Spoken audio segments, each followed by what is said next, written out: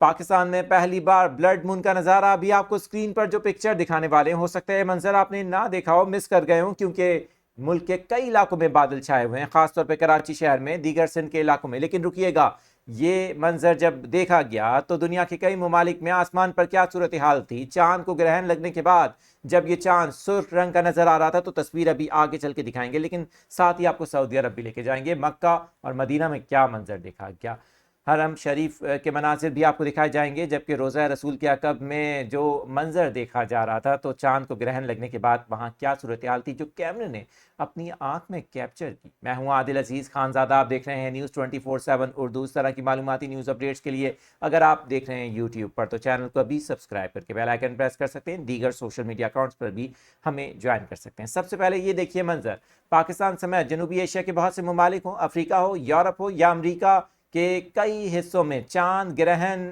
کا نظارہ کیا گیا. پاکستانی وقت کے مطابق رات 9:27 پر چاند کو گرہن لگنے کا عمل شروع ہوا، جبکہ 10:31 پر یہ پیک پر جانا شروع ہوا، جو کہ 11:30 بجے تک تقریباً یہ پیک پر رہا. اور اس کے بعد مکمل چاند گرہن ہوا، اور صورتحال یہ تھی کہ آسمان پر چاند سرخ رنگ کا نظر آیا. پاکستان کی تاریخ میں یہ پہلا موقع ہے جب چاند کو اس طرح سے دیکھا گیا. اگر آپ نے یہ منظر دیکھا تو کمنٹ سے بتائیے گا. لیکن ابھی رکیے، آپ کو دکھاتے ہیں سعودی عرب میں حرم شریف ہو یا پھر مدینہ منورہ، تو وہاں کیا صورتحال تھی. سب سے پہلے آپ دیکھ سکتے ہیں سعودی عرب میں چاند کو گرہن لگا تو کچھ یہ منظر دیکھنے کو ملا. وہیں پر مسجد الحرام کے عقب میں چاند گرہن کی جو تصویر ہے وہ سوشل میڈیا پر وائرل ہو رہی ہے، اس وقت آپ اسکرین پر دیکھ سکتے ہیں.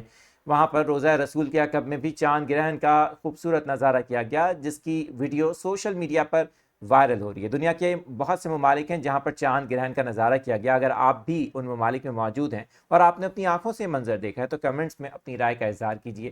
ویڈیو کو شیئر کریں اور دیکھتے رہیں نیوز 24/7 اردو.